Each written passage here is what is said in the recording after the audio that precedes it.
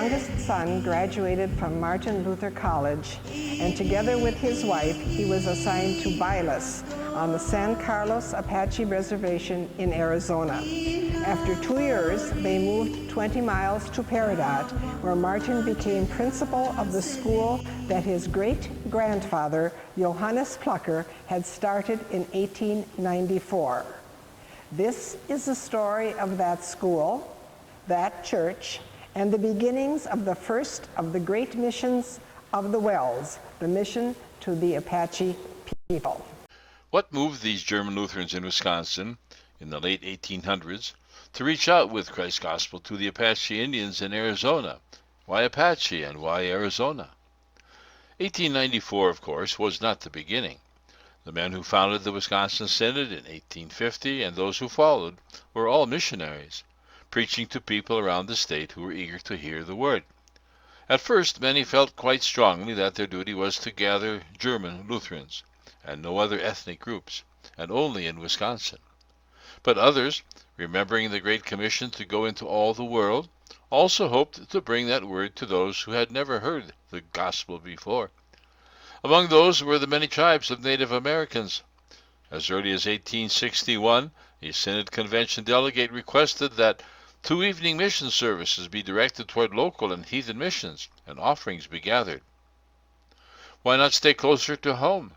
There were many tribes in the Midwest to choose from, but mission work among these tribes was already being done by several denominations, including other Lutherans, and there was no impetus to intrude there.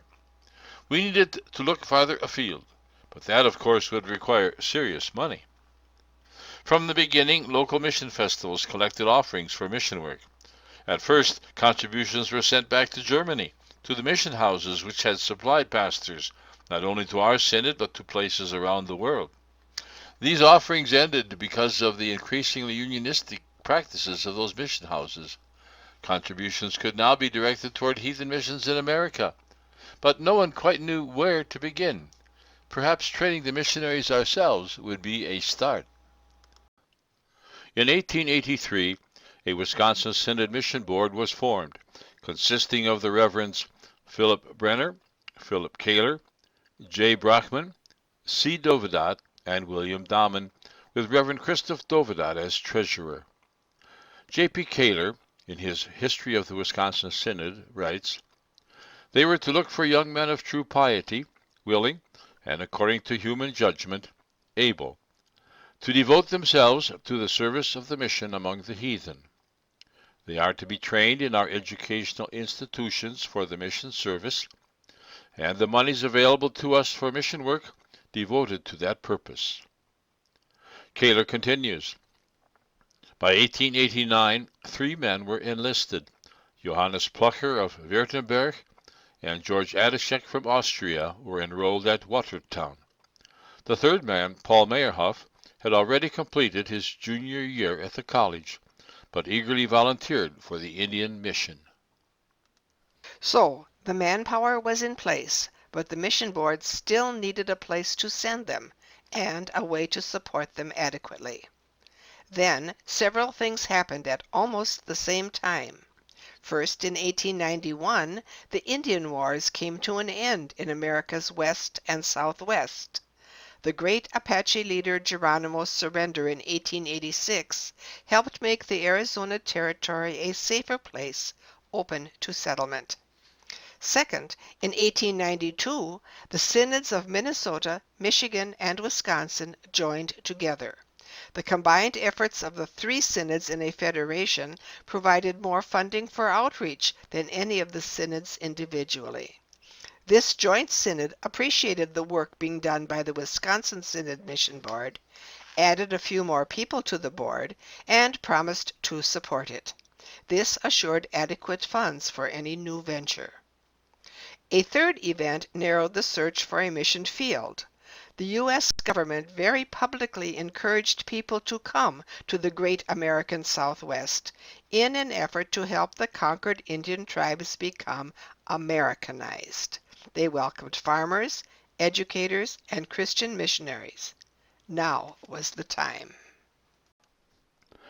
Sent by the Synod, and hoping to find a people who had never heard of the gospel, two men, Reverend O. Koch from Columbus, Wisconsin, and Reverend Theodore Hartwig of Bangor, set out in the fall of 1892 to find a tribe of Indians among whom missionary work could be taken up and carried on. God led them to the Apache settlements on the San Carlos Reservation. Although missionaries of other denominations were working with other Native Americans in the Arizona Territory, no attempt had been made to contact the Apache. This fierce and warlike nation, with a terrible reputation, certainly was in desperate need of hearing the saving gospel of Jesus' love for them. Reverend Cook, who had a thriving Presbyterian ministry among the Pima Indians south of Phoenix at Sacaton, offered helpful advice and assured the two men that the Presbyterians would in no way hinder or interfere with their work among the Apache. Apaches were at this time a conquered nation, under the direct supervision of the Army and the Indian agent, who has the final say in all matters.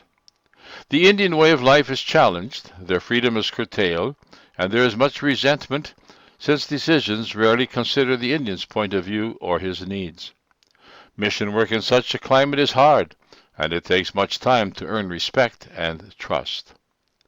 Other than covering the costs of their education, the Synod and the seminary were able to do little to prepare the men they had chosen for the cross-cultural work they were expected to do. They did have a short period of tutoring by the church extension superintendent, E. Meyerhoff, according to Kaler, but that was all. Now it is 1893, and it is time for action. Plocher and Adashek graduated from the Milwaukee Seminary in the spring of 1893, were commissioned at St. Mark's in Watertown on October 4th, and made plans to head to the American Southwest the very next day. Paul Meyerhoff was not part of the initial mission team. He had graduated from the seminary in 1891 and was assigned to a Midwest parish. In early October of 1893, Plocher and Adashek set out for the Arizona Territory, traveling by train most of the way, following a rutted road in a stagecoach or wagon when the rail line ended, and sending most of their belongings by freight, which took another week or so to arrive. They found a room at the Indian Agency and began exploring the area. A military encampment at the confluence of the San Carlos and Gila rivers was a starting point. The Army was charged with encouraging the Apache to improve their farming skills and to educate the youth according to American standards. A government school had been built, and Plocher offered to teach. He was given permission to conduct twice-weekly religious instructions in English, and reported that, naturally, only the main events of Jesus' life could be covered, but by June, about 86 children could recite over 70 Bible passages and could sing a number of beautiful songs. Acquiring land was a priority. 10 acres were obtained, with permission from Chief Casador and a proper lease from the U.S. Department of the Interior. Apache Chief Casador, the most influential, the most trustworthy, most industrious, and most gentle chief of the entire reservation, Plocher writes, proved to be a major help to the missionary, calling this strange white man his great friend. The land was about 9 miles north of the military encampment, located in the shadow of the great Peridot Mesa. The land faced east, the San Carlos River providing water for a garden. Mighty Mount Triplet loomed across the valley. Its 3 peaks, behind which the sun rose each morning, preached a lesson of its own. The reservation at that time included both what is now the San Carlos Reservation to the south and the Fort Apache Reservation to the north. A huge canyon formed by the Black River separated the two, but the San Carlos Indian agent administered the entire area, and it was necessary to deal with him first about acquiring land. Plocher noted the agent's attitude concerning missionaries. He writes, "Missionaries are all right, as long as they don't want any temporal things, or as long as they don't meddle in them. But if such is the case, then they shall find out that an Indian agent is superior to God Almighty. And then Plocher comments again, you can imagine that this is not a pleasing thing for me. Still, negotiations for use of the land were completed. Missionary Karl Ginther, who followed Plocher at Peridot, supplies the details. They applied at Washington, D.C. for the right to use and occupy a tract of land of 10 acres and to make the necessary improvements on the same. The Department of the Interior granted this request in a letter dated March 17, 1894. A sketch of the property by Karl Ginther in 1902 shows the house and school built on one parcel of land. Across the road to the east was space for horses among the mesquite trees, and a garden for vegetables closer to the river. When the railroad came through in 1896, it took half of the pasture for a right-of-way. Before that, while negotiations were still underway, the two men pitched their tents on this land. It was December 1893, and it was winter. They struggled with the cold, finding ice in their water pitchers in the morning, and wearing their overcoats to bed because there was no stove to warm them. As the two men prepared to occupy their new site, a small problem developed. There evidently was some misunderstanding with the mission board back in Wisconsin about the need for fencing. Plocher writes, I do not agree with the Honorable Committee's suggestion in regard to the fencing of the land. I was more concerned with my overcoat, which I had torn up with crawling through the many wire fences here, and wanted the inclusion of a gate. How indeed the dear pastors Koch and Hartwig could miss seeing that Indian farms are surrounded by wire fences boggles my mind. Besides, a piece of land is considered open to settlement by any Indian if no fence is there. Indians obtained wire fencing from the government at no charge, but the missionaries were required to purchase theirs, which probably influenced the Honorable Committee's suggestion. Missionary Adishek wrote, living in a tent is a disadvantage because of the cold in the winter and the heat in summer. In the tent in summer, it is hotter with the sun shining on it than it is outside the tent in the sun. We had more days in which the thermometer at times reached 98 degrees. If it gets much warmer, it will hardly be possible to be in the tent during the noon hour. Otherwise, God be praised, everything is going fine. We are well and healthy. He continues, our work is now concerned chiefly with language study. Plocher indeed proceeds with great enthusiasm in Spanish as well as Indianish. I cannot say that of myself. I have made it a chief responsibility to familiarize myself with English. It is a pity that in the last 3 years of our studies at the seminary, there was no importance given to the study of this language. On the contrary, much was neglected. Missionary Adishek's letters to the mission board indicate continuing difficulty with both the English and Apache languages, as well as with the climate, and after only 9 months on the reservation, he accepted a call to a German-speaking congregation in Iron Ridge, Wisconsin. Plocher continued on alone, noting that it would be a busy summer, with worship services at Carlos, construction of some buildings, and a pending trip to the north, all during this most unpleasant and unhealthy time of year. The Honorable Committee also provided directions for buildings to be erected at this new site, modeling them after a typical Wisconsin construction. Plocher disagrees again. Lumber here is of poor quality. It warps and easily splits, leaving holes for wind and dust and no protection against heat or cold. Adobe walls are thick. Rooms remain cool or warm in the winter, and in this climate adobe is much more enduring than wood. What would be good for Wisconsin would be highly impractical in Arizona. That summer of 1894, he arranged to have adobe bricks made for the house and school, and while they were curing, he set out on another adventure to expand the mission to the north. Together with Chief Casador and another Indian more fluent in English, he set out on horseback for Camp Apache, some 90 miles to the north. The trip through the Black River Canyon was difficult, through mountains and deep ravines. The chief provided details of battles fought and pointed out the importance of a mountain here or a valley and ravine over there, sometimes with tears in his eyes. Listen to Plocher's account of that trip. I decided to make that trip on July 16. When I told Chief Casador about my plans to go to Camp Apache, he said that if I would wait until his harvesting was pretty well over, he would go along. Naturally, it was in my favor to have the big chief be my companion. We packed the necessary provisions, left my tent and garden in the care of one of the school children, and started out at a slow but steady pace. We had a long and difficult stretch in front of us.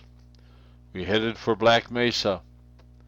Ahead of us lay valleys and passes, and further on towards the north, half-bare mountains. Now slowly down a ravine, a cool mountain stream providing water for horses and men, then off to the hills. Spectacular views, but we dared not let ourselves be hindered on ascending the mountain. Then down into another ravine, and up, until we camped for the night near the banks of the Black River, which, by the way, will join with the White River to form the Salt River. Plocher goes on, Chief Casador often recognized some of his cattle grazing in the hills, and pointed them out with pride. I could not always understand him, but the other Indian, who had gone to school in the East, played the part of interpreter, and we were able to carry on quite well.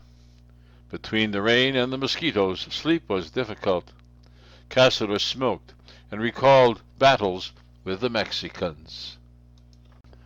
When they reached Camp Apache, which oversaw the White Mountain Apaches, Missionary Plocher and his companions approached a Lieutenant Blatchford, the second in command. He told them in no uncertain terms that no lodging for strangers was available, even though Plocher carried letters from Captain Meyer at San Carlos, who was in charge of the entire reservation, both southern and northern sections. Plocher then announced himself to the commanding officer, Major Carroll, spelling out his reasons for being there. He explained that, since no accommodations were available, I would seek lodging with my Indians at the next Indian camp. At this, writes Plocher, the old man shot scrutinizing looks at me for some time, and quickly offered a room and meals at the officers' mess quarters, which Plocher gladly accepted. He sent his 2 Indian companions on their way, since they were anxious to look up some friends, and soon after that Lieutenant Blatchford reappeared and invited him too. Plocher again. I declined with thanks, and informed him that I had just accepted the invitation of Major Carroll. There were about 17 to 1800 Indians living in scattered settlements or camps, but many moved closer to the agency in the winter. The farms of the Indians were east of Camp Apache, on the east fork of the White River, and then north. Plocher again.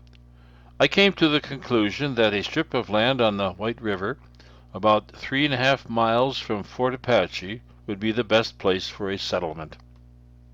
The 3 men returned to San Carlos, reporting that the expenses for the trip amounted to $19.65. Plocher comments, the White Mountain Indians are given to heavy drinking, fights, and wild behavior. In contrast, they should conduct themselves properly as the Indians do here, meaning in San Carlos. He's back now from the trip. The area is hilly, climate somewhat similar to Wisconsin, but a bit more dry. Camp Apache is 5,500 feet above sea level. In summer it is 20 to 30 degrees cooler than San Carlos, and in winter it snows regularly. In a tent one could hardly live for any length of time. Considering all things, I do not know why we should not, in time, establish a station in Camp Apache. How? When? We will talk about that orally. Those clay bricks that had been drying in the sun were ready to be used, and a small 3-room adobe parsonage, along with a small school building, were quickly built at a cost of about $1,400. Carl Ginther also sketched a plat of where the house, school, corral, and other items were located on the west side of the road between San Carlos and Rice. Plocher was now ready to return to Wisconsin and discuss orally with the mission board the opening of another station at Camp Apache. Marriage plans were also on his mind. While still at Northwestern, he had volunteered to be one of the missionaries to a yet unspecified heathen mission field. He undoubtedly met with the mission board and got to know its treasurer, Christoph Doedat, who was pastor at Grace Lutheran Church in Oshkosh. The Doedat family welcomed this young man, and he became acquainted with their lovely daughter. Romance blossomed, and in the summer of 1893, before heading to the Arizona Territory, Johannes asked Pastor Doedat for his daughter Anna's hand in marriage.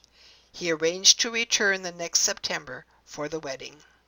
Now that time had come, and in the summer of 1894, Plocher returned to Wisconsin, met with President Brenner and other members of the mission board, and, most importantly, married his bride, Anna Louise Doedat. The ceremony was performed by her father, Pastor Doedat, on September 24th in Oshkosh. Then it was back to the Arizona Territory for the newlyweds, eager to do the Lord's work together. Things did not get off to a very good start. The abrupt climate and dietary changes left the new Mrs. Plocher quite ill. John writes, "Barely did I arrive with my new wife when she suffered from Gallen fever, which translates to gallbladder or liver fever. For 8 weeks I dared not leave the sick room in order to take up my mission work. Finally the fever left, and in several weeks I hope she will again be completely healed." Plocher gets back to work, with 13 children in his new little school. He has no books, only blackboard and chalk. He teaches in English, with occasional Apache words to clarify a matter. He requests funds for lumber to construct desks, a table, and some shelves. Later he acquires textbooks from the superintendent of Indian schools, and he provides Bibles for the Sunday school students. A large box of books and candles arrived from George Brumder in Milwaukee. Brumder's was a large printing business that did much work for the Synod. Unfortunately, many of the books were in German, and Anna commented that, "I suppose John will now have to start teaching German to these Apaches." Sometimes there were more than 20 children in the school, but attendance was spotty. Finally, Plocher decided to discuss the matter with Chief Cassador. The chief explained that the children were an important part of the workforce, and without them nothing would get done. He then proposed that the missionary rent the children for $1 per child so they could attend school at the mission. Plocher said no. A rumor started among the Apache that their chief was planning to sell all the children to the white missionary, and plans were made to lynch the chief.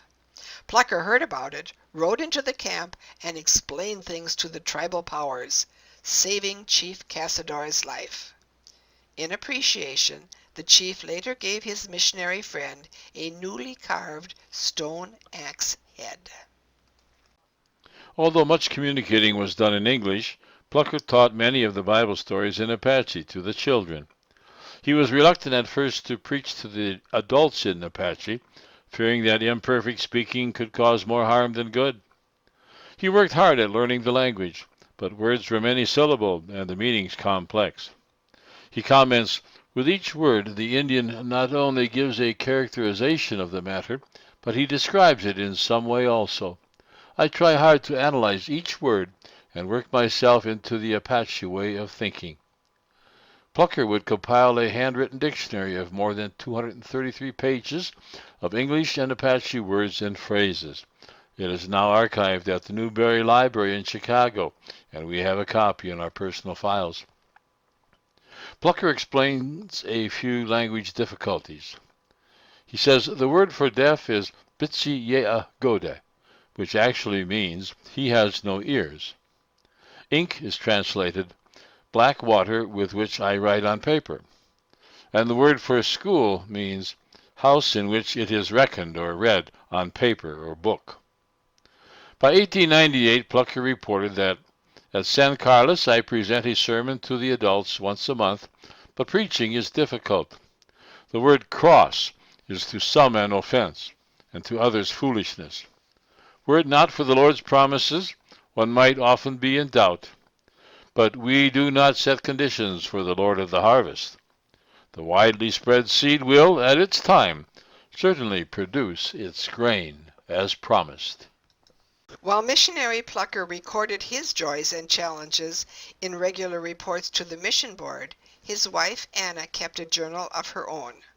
One of these day books remains, and probably the most remarkable thing in that book is that there is not one word of complaint, no moaning about the difficulties she faced. At one time she notes that John had an accident with his horse. Billy got up on his hind legs and fell, with saddle and all on top of my John, flat on his stomach and all. Poor boy, how he suffered. While he healed, Anna taught school, tended the horses, milked the cow, looked after the garden, and took care of the house, the cooking, and her infant daughter, as she always did. On a treadle sewing machine she also made clothes for her family and for the Indians, especially the children. A daughter was born in 1895. The birth was difficult with John assisting, a subject not taught at the seminary. Margaret had problems and at 18 months was still not walking. Then she met with a bad accident. My darling fell over in her chair outside. How frightened I was. She was as pale as death, and I was afraid she was going to die. And my John not home. But, thank God, she is all right again tonight. Margaret will live to be 93 without ever being able to walk and with some mental challenges. Anna would care for her at home all her life. A son, Carl, will be born in 1898, but recalling the difficulties when Margaret was born, Anna will return to Oshkosh to have this baby. 1897 marked a sad event. Plocher wrote, on the 2nd of February, our chief Cassador died from dropsy. He remained a heathen to the end. Mrs. Plocher added her thoughts. Old Cassador died today. What a howling, crying, and screaming they do. No one can understand unless they have once heard it themselves. This carrying on would continue all through the night, according to Apache custom. Back in 1895, Plocher made an exploratory visit over the mountains to Globe, at the request of the mission board. He was not impressed by what he found. Globe had only 300 people. The copper mines had been closed for over a year, and all the referrals he had been given had found other churches or were not interested. Would it be wise to send a man to such a place, under such conditions? Might be better to find a place for a second preaching station on the reservation. Enter Paul Meyerhoff. A preaching station will be opened at Camp Apache, where Plocher and Chief Cassador had traveled in 1894, and Paul Meyerhoff has accepted the call. He comes to Peridot and stays with Plochers for several weeks, familiarizing himself with the Indians and with local conditions. Meyerhoff rode the stagecoach from the end of the railroad at Thomas to San Carlos. The 40-mile ride lasted all night. Listen to his account. down we go. Jerk, up we come. We careen to left, we careen to right. Seatmates collide, chrome, and bounce. Dust. It runs off our wheels like water. There has been no rain since last July, and this is May. The valley silt is pulverized to the finest powder, and we do not stop to find bottom. Why rob the Apache of such a country? Since Mayor Huff had no tent, Plocher made a smaller one for him out of remnants of his own. Mayor Huff also had to learn to ride a horse, and this provided much entertainment for the Apaches who gathered around to watch. But he did learn to ride, worked on learning the language, and compiled a list of helpful words and phrases from Plocher's extensive notes. When he got to Fort Apache, however, the dialect was much different, and he had to compile his own dictionary. He earned much respect from the Indians because of his mastery of this difficult language, actually 2 dialects, since he could speak both San Carlos and Fort Apache. On June 26th, Mayor Huff and Plocher, accompanied by an Indian, set out on horseback for Fort Apache. Plocher again. At noon on the 27th, we arrived at Camp Apache. After the necessary red tape, we set out to find Chief Elchizeh. I had met him previously, and we were cordially received and treated according to Indian fashion. The following day we went to the eastern branch of the White River, and there found a piece of land that could be used as a settlement. They also went to Cedar Springs and Sibique, meeting with chiefs there, and after giving their horses a day's rest, Plocher and his Indian companion returned south, noting that they had traveled 240 miles by a circular route, and it was a difficult journey. When missionary Edgar Ginther arrived at East Fork in 1910, he benefited greatly from Plocher and Mayor Huff's early friendship with Chief Elchizeh. Many of us are familiar with that story, which we will get to a little later. Mayor Huff, meanwhile, is searching for a proper place for a settlement. The mission board has given direction, but Plocher feels the board is tying Mayor Huff's hands and writes, "Other conditions now obtain from those at the time the instructions were written. Valleys are long and narrow, with only a small amount of arable land. Then, too, about 600 Apache families are spread out over a large area, managing 4 or 5 small plots of land.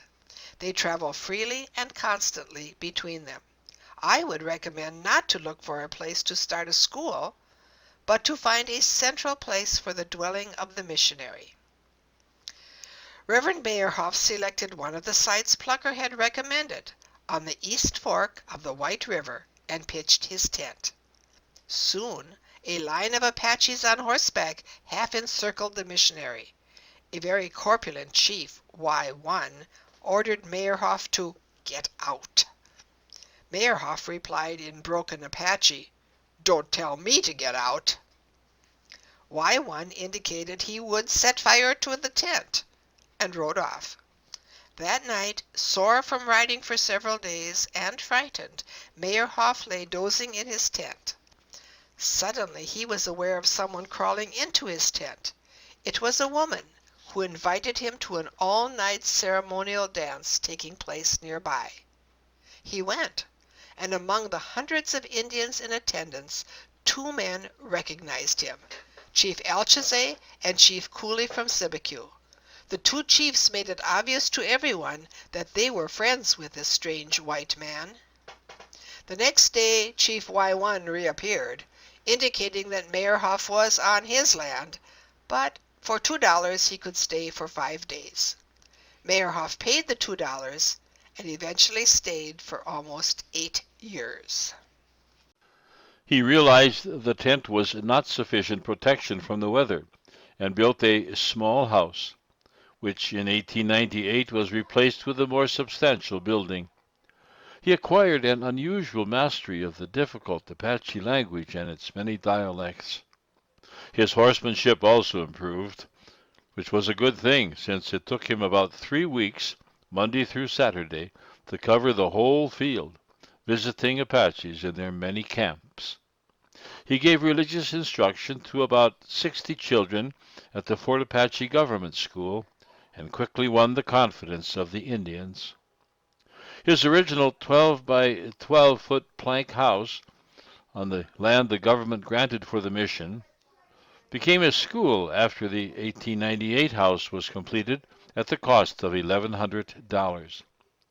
The school did not meet with much success at first, but in 1903 a teacher, Mr. Shainberg, was called. A frame building to be used for both church and school was erected. Attendance increased, with about 20 children coming. Preaching the gospel for both Meyerhoff and Plocher was not easy. The Apache language has few words for abstract thought and religious terms, so there is a struggle to find words for grace and forgiveness, for redemption and other spiritual concepts. Then, too, the Indian male feels himself good and just, but women, the embodiment of evil, they need to be preached to. Medicine men contradict everything missionaries say. It is not right to speak about God as the Bible does, they say, or death, lest it come too quickly. Only the medicine man has direct contact with God, and God speaks to him in dreams, or through birds or other messengers. They alone can drive away evil spirits with special rites and ceremonies. They tell their followers that one should only dispense praise and humor and always be in a good mood, and all will be well. Under such circumstances, no one can deny that it is indeed difficult to proclaim salvation in Christ, to win hearts, and to bring them to Christ. And as Plocher concludes, there is always the suspicion that I came only to get the children into the school. Through it all, God is blessing the work of these two men, and the Word is working in many hearts. In 1899, after 6 years, Plocher received some of the fruits of his labors, when 4 young women were baptized at the San Carlos Government School. But the strenuous work has taken its toll on the missionaries. At the end of 1899, Plocher explains that his health and the health of his wife is in jeopardy, and asks to leave the Arizona Territory. He writes, "At times we were not particularly well. The climate and our water do not at all agree with us. Anna especially is suffering. Her bodily strength is dwindling very noticeably. The weight of my dear wife is now down to 95 pounds, and my weight too is down." The military doctor described the condition as starvation of the heart, a chronic blood impoverishment for which no medicine can be prescribed. It is more common in the tropics, and recovery can only take place in a favorable climate. He requests that perhaps you could send my successor and sidetrack me to a less difficult place. He accepts a call to St. Peter, Minnesota, where he remains for 6 years, and then moves to St. John in St. Paul for the rest of his ministry. Problems arose in Peridot when Plocher left.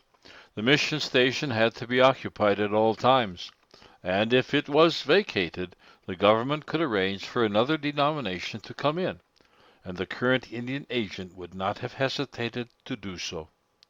The problem had a temporary solution when Pastor Meyerhoff agreed to come down and take charge of the work at Peridot until someone would accept the call to serve there.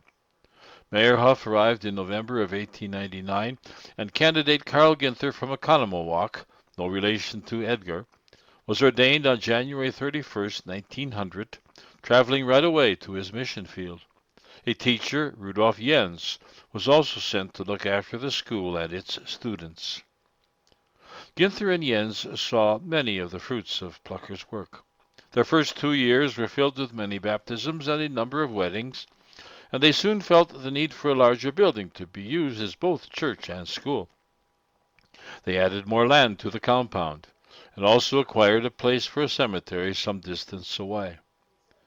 The Synod resolved to set aside $2,500 for the erection of a chapel school of tufa stone construction, and in 1903 the work was complete.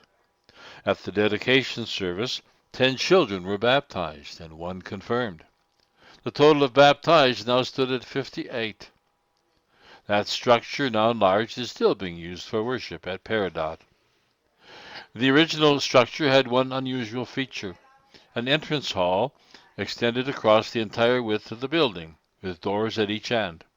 The reason for this is to be found in the Apache mother-in-law, son-in-law ban, which forbids either to speak or even look at each other. With a dual entrance to the church, both can attend services without overstepping tribal barriers. Unfortunately, teacher Jens met with an accident with a runaway horse and wagon in the summer of 1903 and died from his injuries. A replacement teacher from South Milwaukee, R. Kutz, is sent in November, but by the following June he leaves the mission school. Reverend Ginther is overwhelmed and unable to assume teaching along with his other tasks, and the school is abandoned in 1905. Teaching continues at the government school in San Carlos, and in 1904, 40 children were baptized, bringing the total to 72. Ginther also regularly visited the Rice boarding school, preaching at 3 places each Sunday.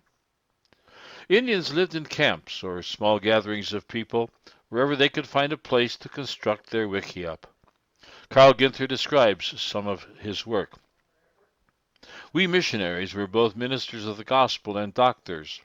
The field was extensive, some 45 miles in length, side roads not included, and the government provided only 1 doctor for the 1,100 souls in my portion of the field.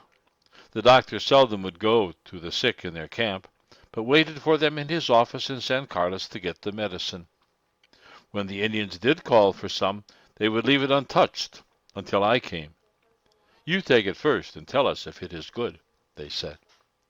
I carried in my saddlebags 1 roomy pocket full of eatables and the other full of medicines. My field, including the sawmill in the mountains, was some 50 miles long. I had 3 saddle horses which I would use on successive days. My trips would start some days at 4 in the morning and end at 10 or 11 at night. Sometimes a pile of straw out in the open would serve as a fairly soft resting place, with the saddle as a pillow. Carl Ginther and his wife served at Peridot for 12 years, leaving only because the health of his wife had deteriorated in this inhospitable region. He accepted a call to Douglas, Arizona, where his wife died in 1916. Tufa stone, the building material of choice, is plentiful in the area around San Carlos. It is very light and easily quarried. It can be sawed while still in the ground, but hardens when exposed to air. In Arizona's dry climate, it lasts forever. Not only the church and school at Peridot, but the first church and parsonage at San Carlos are of tufa stone construction. A word about place names. The military encampment at the confluence of the San Carlos and Gila rivers was called San Carlos, and missionary Plocher consistently referred to his compound in the shadow of the Peridot Mesa also as San Carlos. We've used Peridot, named for the green gemstone mine there, which is its current name. Another settlement north of Peridot was originally called Talcali, after a prominent Apache chief. Talcali in later years became a Christian and a member of our church in Globe. The town was renamed Rice after a rather self-important man who named it after himself. When Coolidge Dam was built in 1929, the military encampment, now abandoned, was inundated. That site is commonly called Old San Carlos, and the name of Rice was changed to San Carlos, now the tribal headquarters. Tufa stone, salvaged from the military encampment, was used in the construction of the school at Peridot. Peridot is a green, sometimes yellow-green, form of chrysolite, a semi-precious gemstone found in the rough outcroppings near the crest of the mesa. Currently, only Apache are permitted to mine the gems, and since non-tribal people must have a permit to venture more than 300 feet from a paved road, one needs an escort to even see the mines. The mines are small and open, easily worked by a few, with only picks and hammers and occasionally some well-placed dynamite. The green gems need to be pried out of the black basalt, and much of it is too small to be of much value. Larger stones make fine jewelry.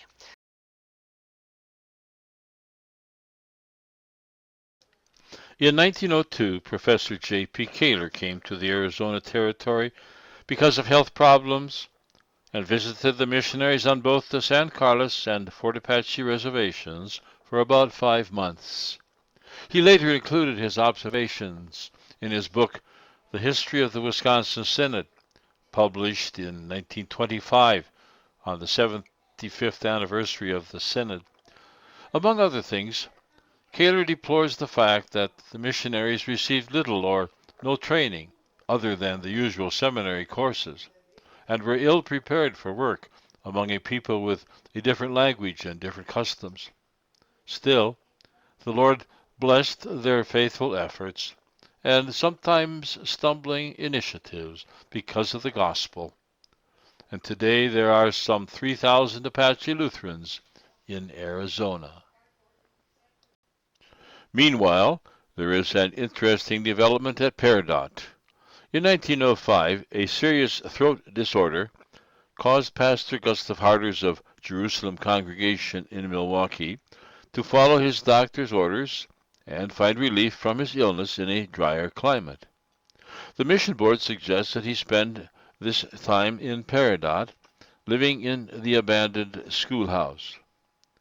Pastor Ginther welcomed Harders.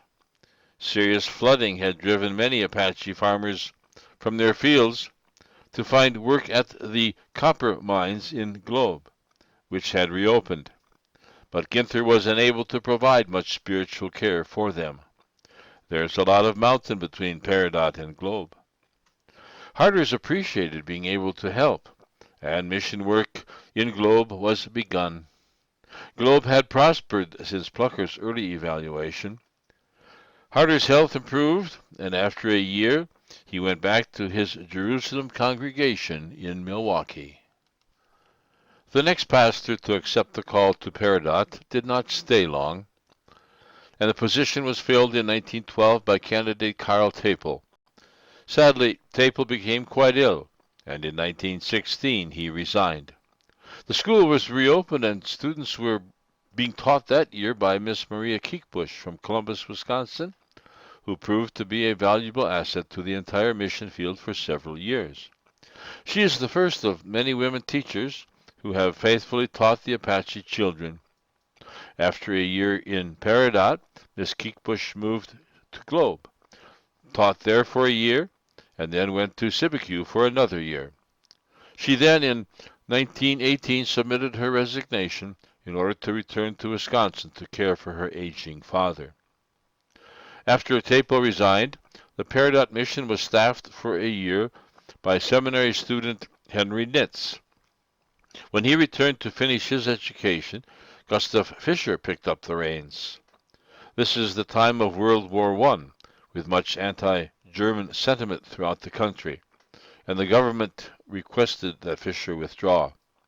Missionary Henry Rosine moved from Globe to Peridot, where he remained for 50 years, the rest of his ministry. At the same time, Meyerhoff and Schoenberg continue the work at East Fork. Classes are held at the government school and also at the East Fork site. Meyerhoff preaches to the men garrisoned at Fort Apache as well as to the Apache people, and he is loved by all. Mr. Schoenberg passes a colloquy and is ordained. In addition to preaching and teaching, Meyerhoff ministered to the physical needs of the people as best he could. He apparently was willing to work side by side with medicine men on occasion, rather than condemn them completely. One day he learned that a neighbor was violently ill. By the time he arrived, the local medicine man had already diagnosed the problem. A toad had been shot into the man's abdomen by an evil spirit. The medicine man then proceeded to provide the proper ritual treatment for removing toads. Meyerhoff, on the other hand, believed that the man was suffering from a stricture of the bladder and administered remedies designed to quiet the pain and clean the intestinal tract. The patient eventually recovered, and Meyerhoff commented, "No doubt the toad bethought himself to behave and come out after the medicine man and I had joined forces to lay him low." The heavy work had ruined Meyerhoff's health, and in 1903 he was forced to leave the mission he had served for 7 years, accepting a call to Nebraska. Candidate Heinrich Hase from Ixonia is commissioned to replace him in 1904. Sadly, the school at East Fork was closed when the government school was enlarged and offered many more attractions than the mission school could. The two missionaries, Schoenberg and Hase, worked successfully together for a time, but soon Pastor Hase is asked to serve the Indians above Globe, and Schoenberg continues on alone. When Reverend Edgar Ginther arrives in 1910, Schoenberg is asked to move to Sibique with his family and begin mission work there. The family lived in tents while missionary Schoenberg worked at building a parsonage. Sibique is somewhat isolated, about 50 miles northwest of Fort Apache, and the Indians settled there are farmers, raising horses and cattle. A chapel, school, and a dining hall were also built by the missionary. In 1912, Pastor Schoenberg resigned and left the service of the Indian mission. He was followed by candidate Reverend A. Zuberbeer with his wife. Under Zuberbeer's direction, the school grew and buildings were improved. The Indians gave him their full confidence, so that the preaching of the word brought many to know and love their Savior, even though hay fever made his life miserable much of the year. Maria Kiekbusch came from Peridot and Globe to teach in the Sibique school for a year in 1917 to 18. There are now 4 mission stations on the reservation, plus Globe. Pastor Harders, back in Milwaukee, found his throat condition recurring and was advised to move permanently to a warmer and drier climate. The mission board gladly called him to Globe in 1907, which by this time had grown to a city of about 10,000, and he settled there with his family. The board also called him to be superintendent of the entire Apache mission. Missionary Harders bought a small piece of land with a house on it in Globe and built a small chapel next to it, paying for it with donations he had received and without any cost to the synod.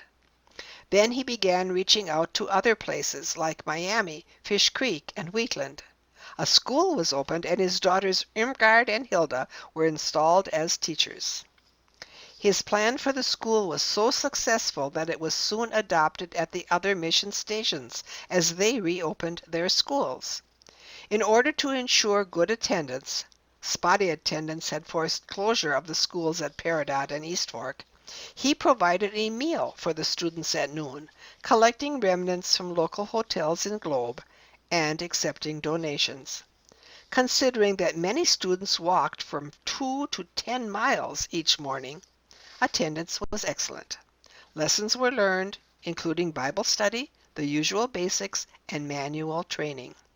It was noted in the 25th anniversary book that although instruction was given in Bible study, catechism, reading, writing, arithmetic, drawing, sewing, and singing, only a little geography and even less history was included. Only a little, and only for a few. But the word worked, as it always does, and a number of children were baptized. Here, too, the missionary wives were very, very involved. They cook and bake lunch for the Indian children. They sew dresses for the girls. They often help teach school and are always active in the mission. They live far from home in the Arizona wilderness, where they are far and wide the only white women, and all that in order to serve the Lord by serving the poor Apaches and to rescue their souls from hell. The preaching of the gospel to the adults was not neglected. At 20 different places, Harders and his assistant gathered the Indians, often in their camps. In 1909, there were already 40 baptized persons, including children. The first Apache congregation in Globe was organized. Harders was a man for all peoples. In addition to being the missionary for Globe and ministering to the many Apache, he communicated with a group of Chinese laborers, brought them to church, and some were confirmed in 1917. Our synod's first Chinese mission outreach. As superintendent, Harders worked closely with the other missionaries, scheduling regular conferences. There was in-depth Bible study, of course, and much attention was given to Apache language. Each man was encouraged to write a paper in the language of the tribe every month, sharing this with others.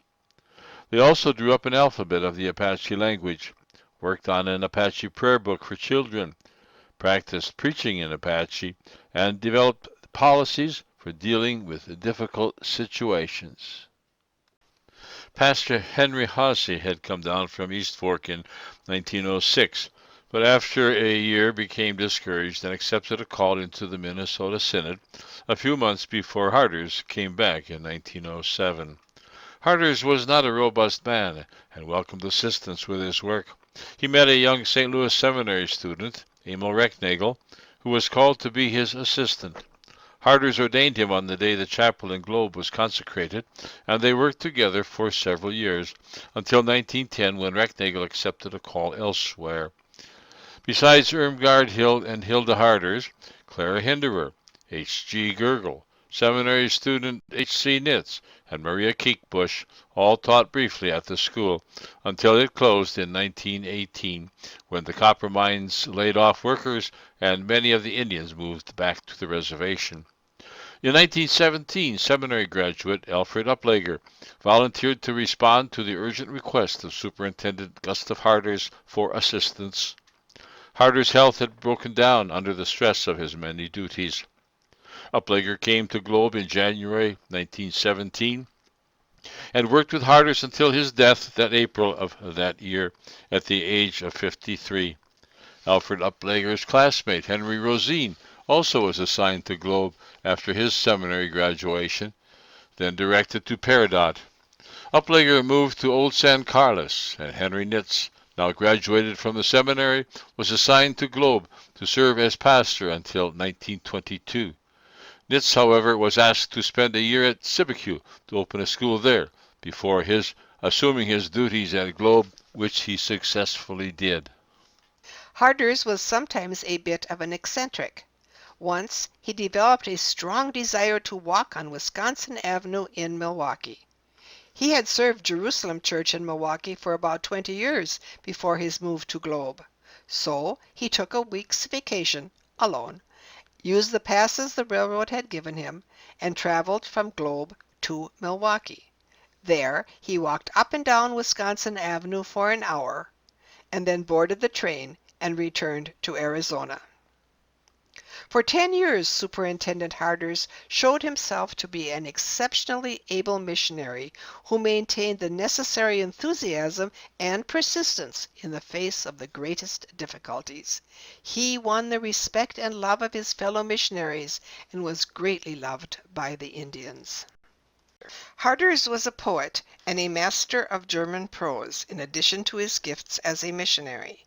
He wrote extensive articles for the Synod's Gemeindeblatt that made the Apache missions almost a household word for those who read the periodical. In addition to preaching, teaching, visiting, counseling, and all the other duties of a pastor, he found time to write several books depicting life on the reservation and the way the gospel changed the hearts and lives of the Indians whose stories he told. The books Ya'alan, La Paloma, Do Hashtada were published in Germany, written in German, and were read by thousands in Germany and America. The books were later translated into English by Pastor H.C. Nitz and his wife Alma. The position of superintendent of the Apache Mission was now in the hands of Edgar Ginther, who had come to East Fork in 1910, and together with his wife Minnie, devoted their lives to ministering to the Indians there. In 1919, they moved from East Fork to White River. His friendship with Chief Alchazay is legendary. Missionary Art Ginther said this about his father. Edgar Ginther met Apache Scout and Medal of Honor recipient Chief Alchazay during the flu epidemic of 1918-1919. The Ginthers did what they could to nurse him back to health. Alchazay reciprocated by giving them land for a church in White River. When it opened in 1926, with the chief unlocking the doors to the church on dedication day, he requested baptism. 100 of his band were subsequently baptized. The death of Gustav Harders in 1917 brought to a close the pioneer period of mission work among the Apache people, the first world mission of the WELS. The story of the Upleggers and Rosines in the south, and Edgar and Minnie Ginther in the north, will wait for another time. These were men who, unlike the first missionaries, would spend their entire ministry among the Apache people they knew and loved, carrying the work forward for another half-century. The first 25 years of our mission to the Apache people was a time of much change for both the missionaries and the people to whom they preached. There was much turnover as the health of many of the men deteriorated, but churches were established and began to grow, so that when the next quarter century began, it was possible for men to send down roots and dedicate the rest of their lives to this, the oldest world mission of the WELS. We thank God for all who came with their families to serve in this part of the world. Their legacy lives on as they continue to bring the good news of our Lord Jesus Christ to the people of the Apache Nation in the churches and schools at places like Peridot and San Carlos, Bilas, East Fork, White River, Sibique, and Globe. For all these blessings upon this first world mission of the WELS, we give thanks and praise to God. Now it is